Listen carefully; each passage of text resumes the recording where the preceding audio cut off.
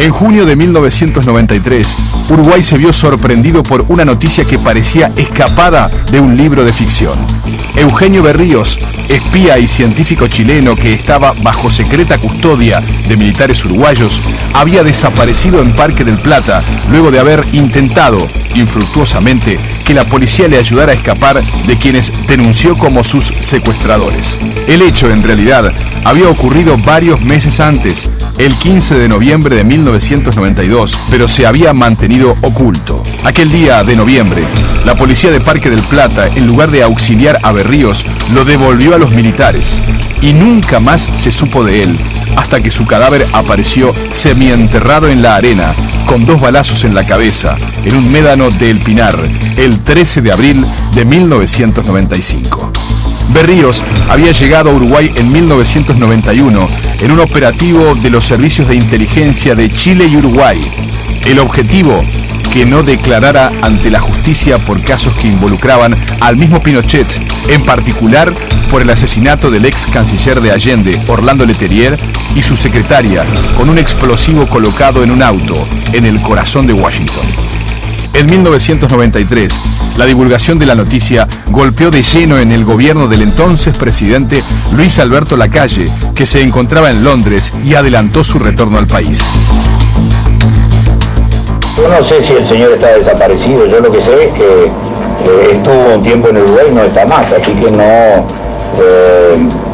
mientras no se pruebe otra cosa es lo que sabemos nosotros.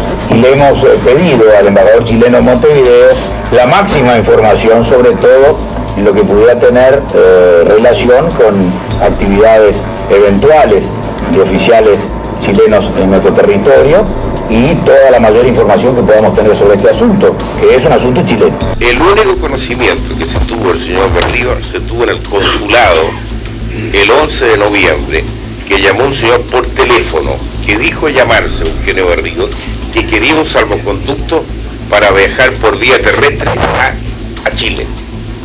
El cónsul le dijo que no, lógicamente necesitaba su presencia, que compareciera a la oficina a la brevedad para ver si le podía extender este salvoconducto en razón de haber extraviado su carnet de identidad. El señor Berríos nunca concurrió al consulado. La importancia del tema y en la necesidad, pues, de aclarar esta situación. Se trata de cuestiones que son, sin ninguna duda, serias e importantes, pero no está para nada en esto comprometido el orden institucional de la República, absolutamente para nada. Recuerdo que una de las primeras cosas que hice fue inspeccionar la finca donde había estado escondido, protegido, Eugenio Berríos. Yo buscaba si había algún lugar oculto donde pudieran tenerlo, ¿no? Pero no, era una casa absolutamente normal, no tenía ningún escondrijo. Y comencé a interrogar a varias personas, inclusive interrogué militares. Una carta anónima, presuntamente redactada por policías, hizo público el caso.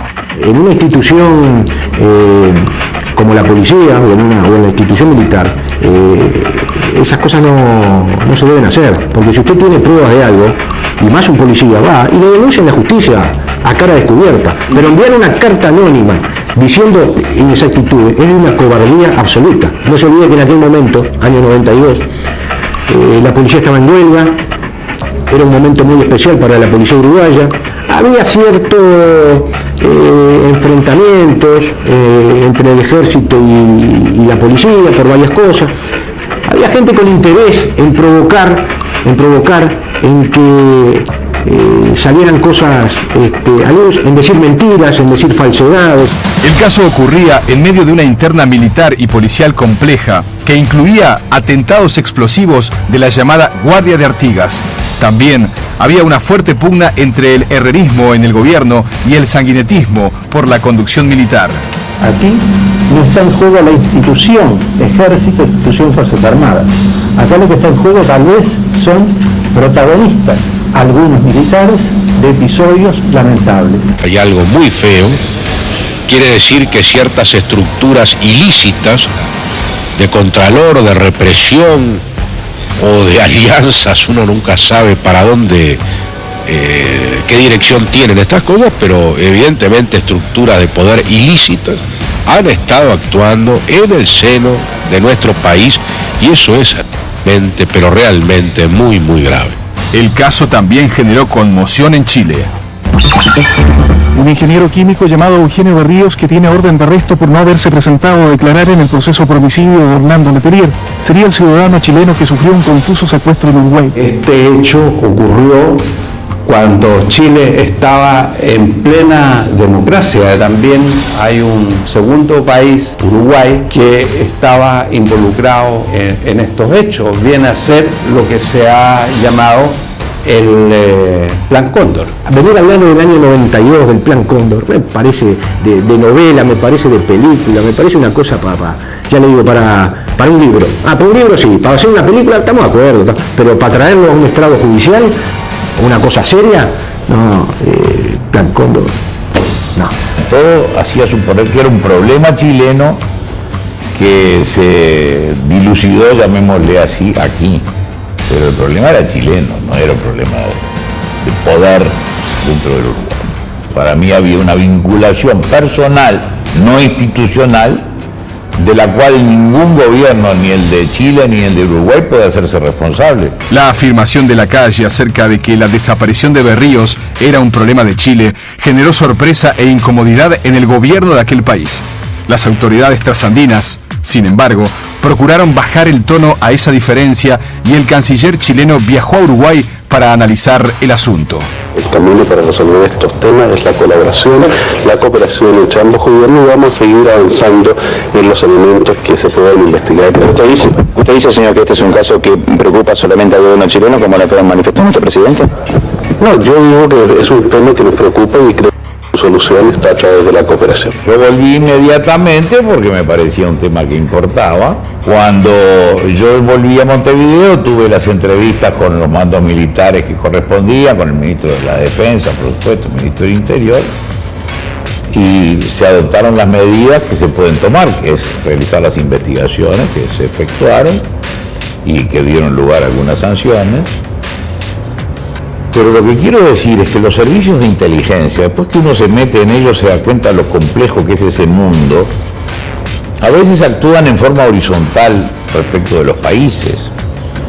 Y como se trabaja compartiendo información, se generan, no sé cómo llamarle, solidaridades, favores recibidos, relaciones que sirven cuando son utilizadas para el servicio en sí. El caso generó dudas de todo tipo desde el comienzo, incluyendo la pregunta de ¿quién era Berríos? Era una persona muy agradable, muy simpático, muy caballero. De hecho, le decían el conde. Él vestía toda la vida, incluyendo el día domingo, corbata, terno, o sea, nunca se sacó el terno. La única vez que se lo sacó fue que lo vi en Blue Jeans en Uruguay. ¿Y qué sintió cuando se enteró de todo este mundo que usted no conocía de él?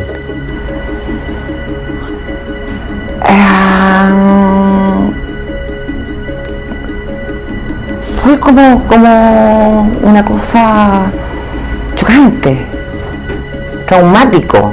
Los familiares ignoraban absolutamente las actividades que él desarrollaba en la DINA, en Los Curros.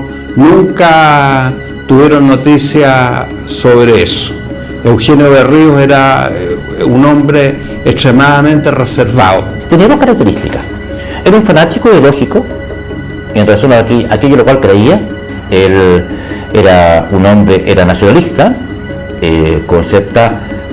muy germanófilo, era un profundo admirador de la cultura alemana. De hecho, su nombre político en la DINA era Hermes, que era un dios germano, mitológico. Cercano al nacionalsocialismo, digamos. No cercano, más que cercano, profundamente admirador. Del nacionalsocialismo. Profundamente admirador del nacionalsocialismo. Él, me acuerdo que él se preciaba de haber conocido y de ser amigo de muchos ex jerarcas nazis. que habían vivido en Chile. Y de hecho también alcanzó a conocer a Walter Rauff, el último jerarca nazi fallecido en Chile en el año 1984. Y por eso que justamente trabajó en el sarín. Porque el sarín es un elemento químico, un veneno químico, que fue creado por los alemanes durante la Segunda Guerra Mundial. Era una persona muy extrovertida, era una persona muy complicada, por lo que viene el expediente. Como dicen los testigos, era un mitómano, era una persona que no se le podía creer lo que decía. Berríos tenía en Chile problemas por cheques sin fondos y también estaba vinculado a la fabricación de drogas. Y antes de viajar a Uruguay, estuvo protegido o recluido en el Batallón de Inteligencia de Santiago. Miren lo que dicen los testigos del Batallón de Inteligencia acá, cuando Berríos está en ese lugar. A Berríos lo llevan a ese lugar para prepararle la documentación y preparar la salida de Berríos. Pero Berríos caminaba y andaba sin ningún tipo de problema. Era un civil que estaba en un cuartel, que le habían dado un alojamiento en un cuartel. A Berríos le vino muy bien que le dieran una habitación en el BIE y lo mantuvieran ahí oculto de los prestamistas y también oculto quizá de la justicia chilena. Pero él estaba por su voluntad ahí adentro. Repito, ahí no hubo ningún secuestro tampoco. El juez Alejandro Madrid jugó un papel fundamental en la investigación en Chile y tiene una visión distinta que la de Radaeli. Sí, lo que está comprobado en el expediente es que desde antes incluso de que se produjera la salida de Berríos de Chile, ya existía un control sobre él por parte de determinados grupos de los servicios de seguridad del régimen militar que había en Chile en ese tiempo. Berríos estaba en conocimiento de información altamente comprometedora para el dictador Augusto Pinochet y otros miembros de su gobierno, sobre varios casos, incluyendo el asesinato del ex canciller de Allende, Orlando Letelier, y su secretaria. El ex canciller y ex ministro de Defensa chileno Orlando Letelier murió víctima de un atentado contra su automóvil. Y sabía mucho, porque había estado muy cerca del principal responsable de aquel atentado, Michael Townley, un estadounidense miembro de la CIA y que trabajaba para Pinochet. A Berríos también se lo vinculaba a la muerte del expresidente Eduardo Frei y de un diplomático español. Cuando yo hice la investigación, varias veces me tocó ir a la casa de Townley. Y allí era evidente que había existido, y restos había todavía, de un laboratorio. Que los testigos vinculaban a Berríos con ese laboratorio. Ellos me explicaron que alguna vez habían visto a Berríos manipulando, haciendo experiencias y vinculando. Y todos estaban de acuerdo en que él había sido el creador de un gas mortífero llamado sarín y que ese gas lo habrían empleado en varias oportunidades, en algunas experiencias o asesinatos que se habían hecho en esa casa o con gente vinculada a la DINA. La inteligencia chilena eligió una zona alta y residencial, aislada del resto de Santiago, conocida como Locurro, para ubicar el cuartel general de Michael Townley. Ahí estaba el laboratorio clandestino donde trabajaba Berríos. Era testigo de los hechos que condujeron al asesinato de Orlando Letelier. Entre ellos, en el proceso de Orlando Letelier, está claro de que una de las primeras intentos de asesinar a Orlando Letelier fue precisamente a través del gas sarín. Lo contrató la DINA y estuvo un tiempo trabajando en el gas sarín, que pensaba ser utilizado como arma defensiva en los momentos difíciles de Chile con Argentina. Y conocía a gente de aquella época muy vinculada a todos los servicios. De hecho, era muy amigo, por ejemplo, él conoció a don Manuel Contreras, el director general de la DINA. Trabajó en el núcleo central de lo que fue el laboratorio de la DINA en los primeros tiempos del gobierno militar. Trabajó directamente y vinculado directamente a los servicios de seguridad y en operaciones de carácter ultra secreto. Nunca, sin embargo, le contó sobre el asesinato de Letelier. No me contó sobre eso, porque hay unos temas que respecto a Eugenio siempre se mantenía muy reservado. Él me tenía unas pequeñas ampollas, como, no sé si en la palabra ampolla, son pequeños tubitos de vidrio. Y en eso me dijo, esto es, me dijo, esto es salina. Y me mostró, esto es salina. Entonces, y me dijo, y hay gente que ha muerto, me dijo así. Desgraciados, me dijo. Son muy desgraciados, me dijo. Refiriéndose a gente que, estoy hablando yo del año 1986, 87, por ahí, ya, 88. Siendo Eugenio Berrío un miembro de la asociación ilícita que existía en la DINE, no quisieron ultimarlo porque tenían confianza en que él iba a guardar la reserva del caso. Y cuando tomaron conocimiento de que el ministro instructor Adolfo Bañado de la Corte Suprema lo había citado a prestar declaración, lo llevaron secuestrado a Uruguay con el objeto de alejarlo de todo accionar de la justicia.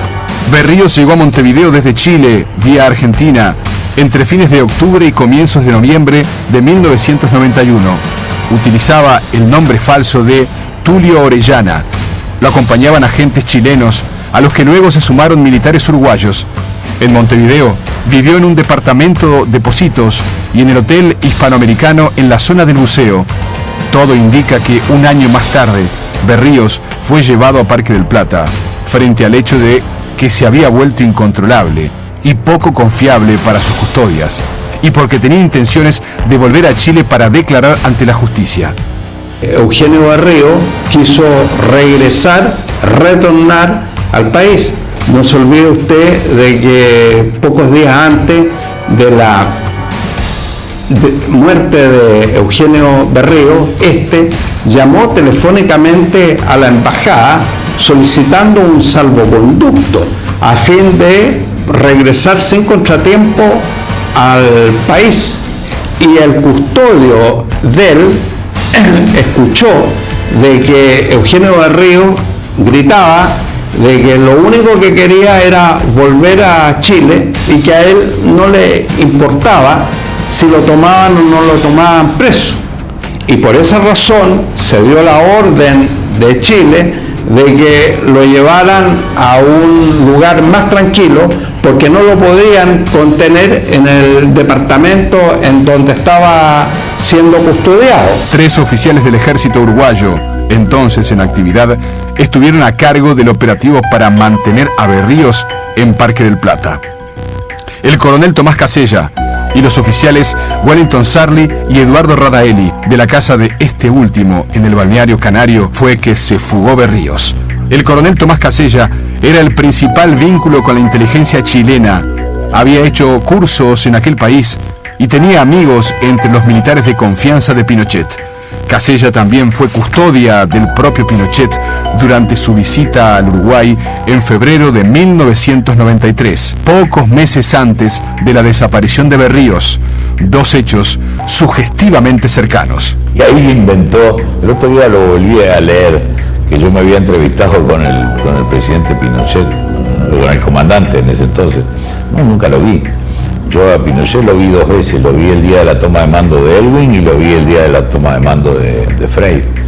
2 veces en mi vida, acá en el Uruguay yo no lo recibí. La esposa de Berríos lo visitó 2 veces en Uruguay.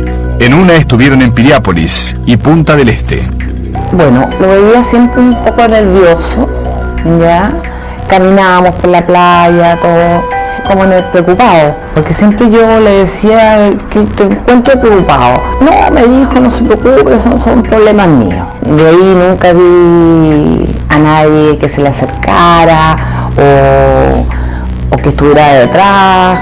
No, nunca vi nada. O sea, nunca vio nada sospechoso. Nada sospechoso. Sí que él muy tranquilo y muy nervioso. La mujer fue advertida de que estaban buscando a su marido. Precisamente porque me empezaron a buscar a mí, ¿ya? Y yo tuve que ir a declarar. Y ahí el detective me dice que andan buscando a mi marido porque está metido en el caso que tenía. me dijeron, ¿y tú te quieres declarar? O sea, ¿Con él, cuando él estaba en Uruguay? Claro. ¿Y usted no le dijo a él después? Sí, le dije, se quedó callado. Pero yo al final, cuando yo me iba a venir, él dijo que quería regresar porque quería declarar con el asunto del Letelier. Nosotros tomamos contacto con el señor Berríos en el año 92, cuando ya había salido de Chile. Nadie vino acá a Chile a planificar la salida de Berríos. Ningún uruguayo vino acá a formar una asociación ilícita. No, nosotros tomamos contacto con este señor Berríos en el año 92, allá en Uruguay. Entonces, ¿por qué se nos trae acá a Chile? Bueno, porque dicen que el delito, como empieza en Chile, esas ficciones que la justicia a veces arma y las hace para un lado y a veces no las hace para el otro. Pero acá hay que olvidarse de asociación ilícita y todo eso es acá se le dice un delito que los jueces van poniendo cuando tiene muy poca cosa para poner, lo ponen y después se van encargando de ir acomodando las piezas para que el puzzle le cierre. El 15 de noviembre de 1993, Berríos ya había sido llevado a Parque del Plata, a la casa del entonces militar uruguayo Eduardo Radaelli. Ese día intentó fugarse y buscó el apoyo de unos vecinos del balneario, el capitán de fragata retirado Hugo Cabrera y su esposa, a quienes les dijo que estaba secuestrado. El marino lo acompañó hasta la comisaría. Berríos estuvo 6 horas en esa dependencia policial.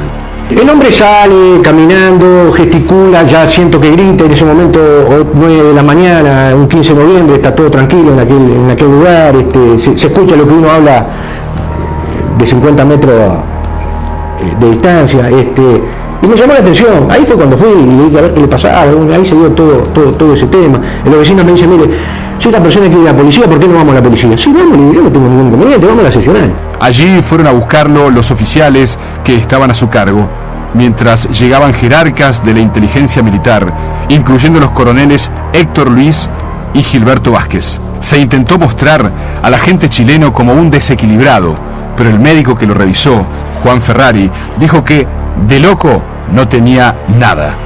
El jefe de policía de Canelones, coronel retirado Ramón Rivas, no informó a sus superiores y ordenó manchar con tinta la respectiva denuncia en el libro de partes. Los rastros fueron borrados.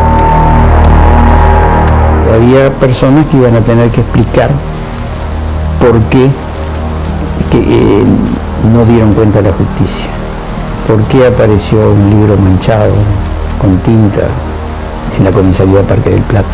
La separación inmediata del jefe de policía de Canelones tuvo su fundamento precisamente en haber ocultado al Ministerio la realización de un procedimiento de esa naturaleza, más allá de la irregularidad en sí mismo del procedimiento, pero no haber comunicado a su jerarca inmediato, que es el Ministro del Interior, que el 15 de noviembre se había producido ese hecho. Me llamó muchísimo la atención que no le hubieran dado cuenta en su momento a la justicia. Cuando ocurrió en Parque del Plata, que Berríos lo llevaron a la comisaría y allí fue entregado por el jefe de policía de Canelones de aquel entonces, yo estaba de turno, pero nadie me dio cuenta de nada. Comencé a actuar, ya le digo, cuando a mí me dieron, cuando me llegaron las actas del Parlamento. Parque del Plata se convirtió durante algún periodo en refugio clandestino de militares chilenos. Mientras Berríos estaba en la casa de Radaelli, en el mismo balneario, la casa de Sarli recibía la visita de otros agentes, incluyendo a 2 buscados por asesinatos políticos, Luis Arturo Sangüesa y Carlos Herrera Jiménez. El general Mario Aguerrondo, director del máximo órgano de inteligencia de Uruguay, la DGID, admitió en su comparecencia ante la justicia uruguaya que se trató de una operación en potencia. Yo no lo llamaría operativo porque acá no hubo ninguna operación, eso lo quiero dejar bien claro, acá no hubo operación de nada, ni que intervino el ejército, ni que intervino esto fue una cosa de que Casella tenía 2 conocidos, necesitaban pasar ese fin de semana en Montevideo, antes de irse a Brasil, y él le pide la casa de Parque Plata, punto.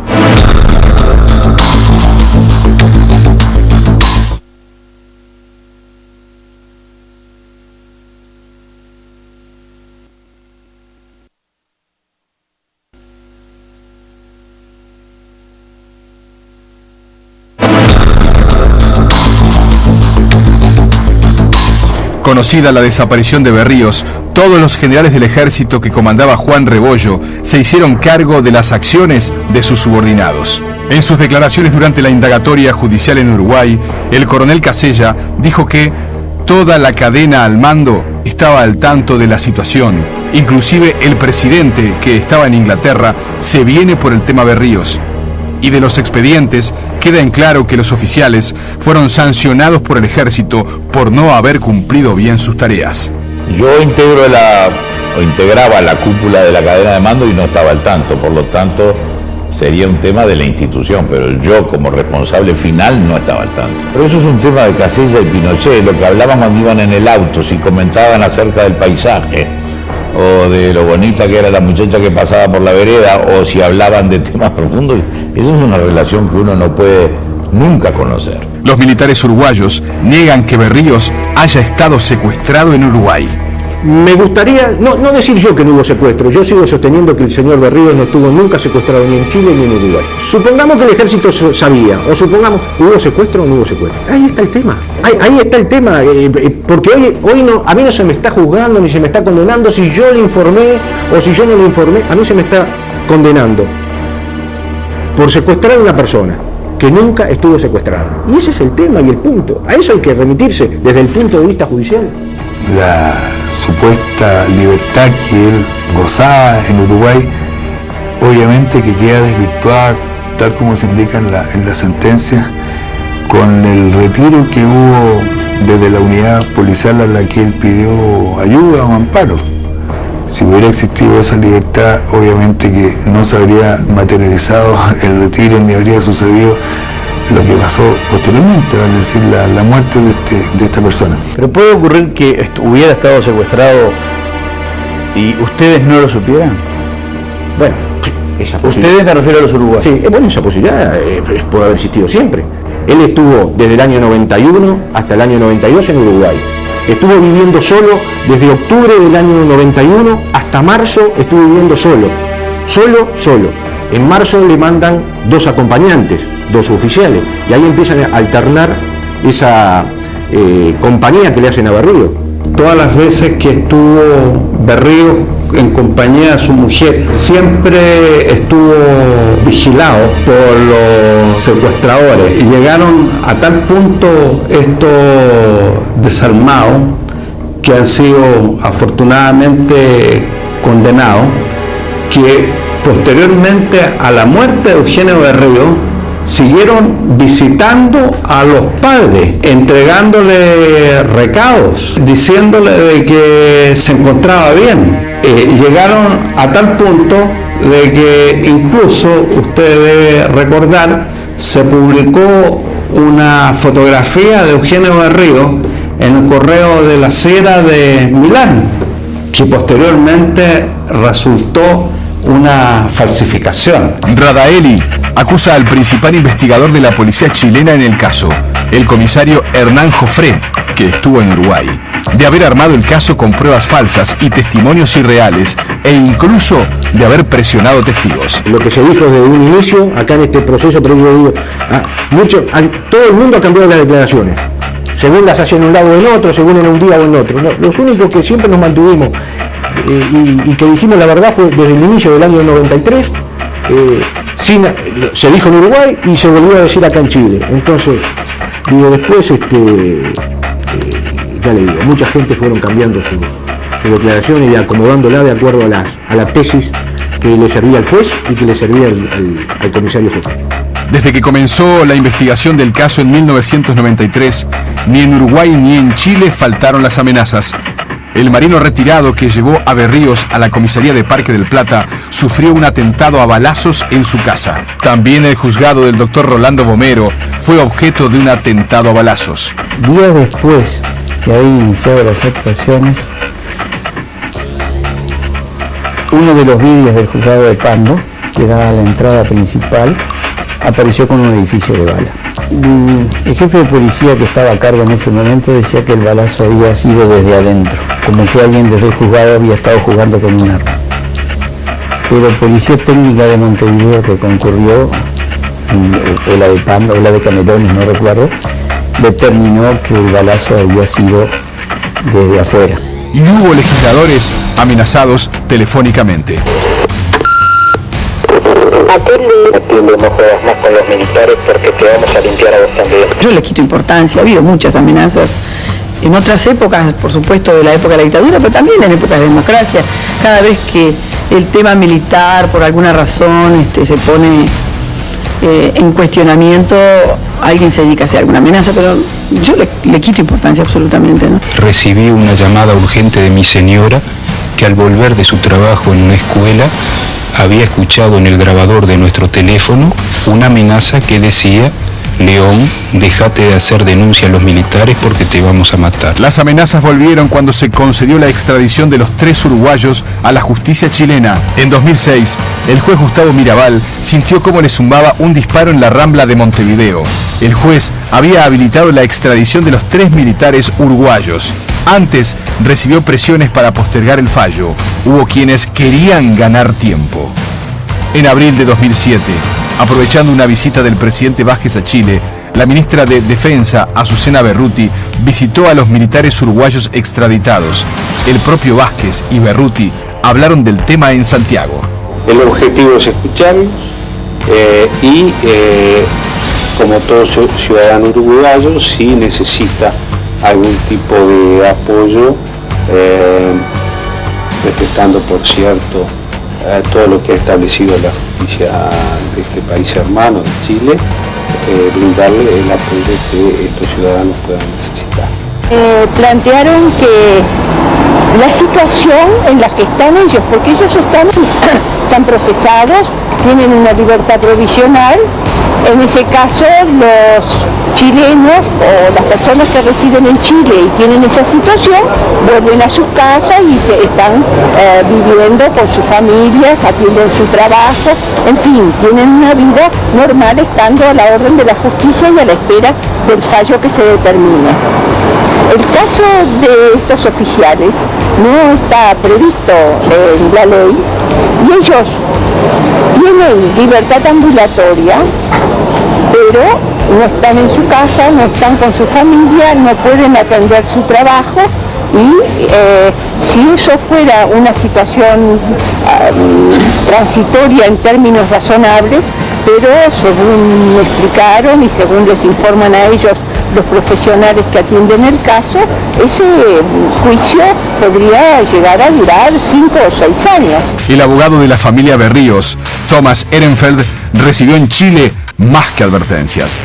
Recibimos un tiempo bastante amenaza, bastante le voy a decir. Incluso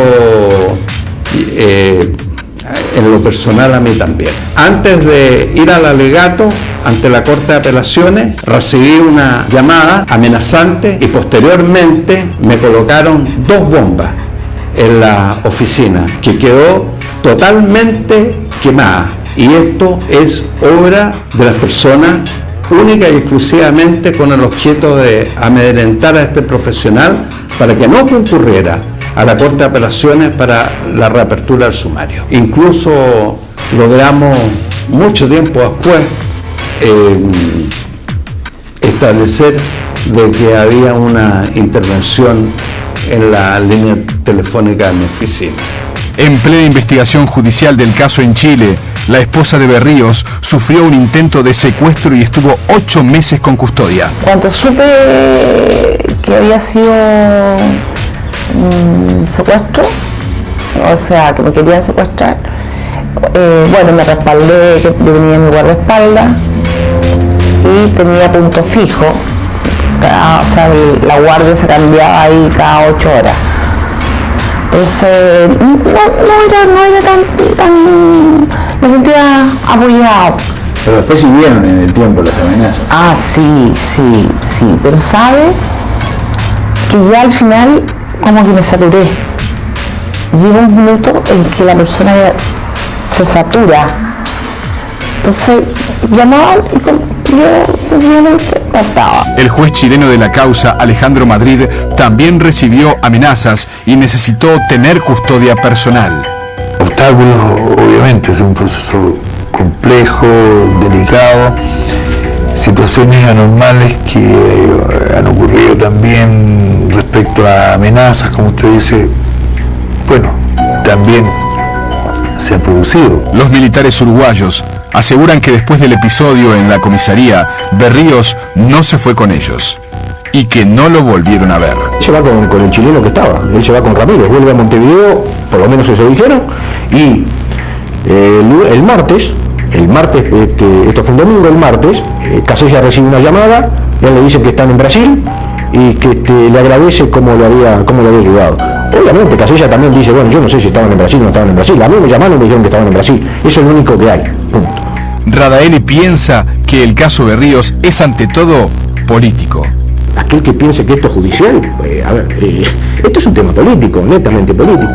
Ahora alguien pregunta, ¿por qué es un tema político? Bueno, es un tema político porque en aquel momento, año 92, a 7 años de haber comenzado la democracia, que militares estuvieran involucrados en un hecho menos grave, más grave, simple, le servía a todo el espectro político. Recuerdo perfectamente bien de que la madre de Eugenio Berríos, la señora Oriana Sagredo, se encontraba muy acongojada y afligida porque de que en el año 1991 había recibido un telefonazo de Eugenio Berríos y le había manifestado en forma muy preocupada, ella como madre lo sintió, de que su hijo se encontraba en graves problemas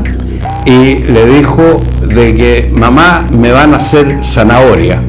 Posteriormente, desde ese llamado, no tuvo ninguna noticia más de Eugenio Berríos. El término comprende y justamente cómo fueron encontrados los restos de Eugenio Berríos, enterrado como se entierran a los traidores, con la cabeza hacia el interior de la tierra y los pies hacia afuera.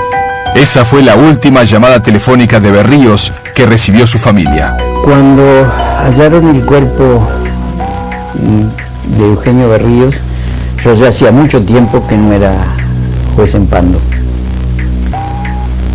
Que hubiera sido él víctima de un homicidio no me llamó la atención.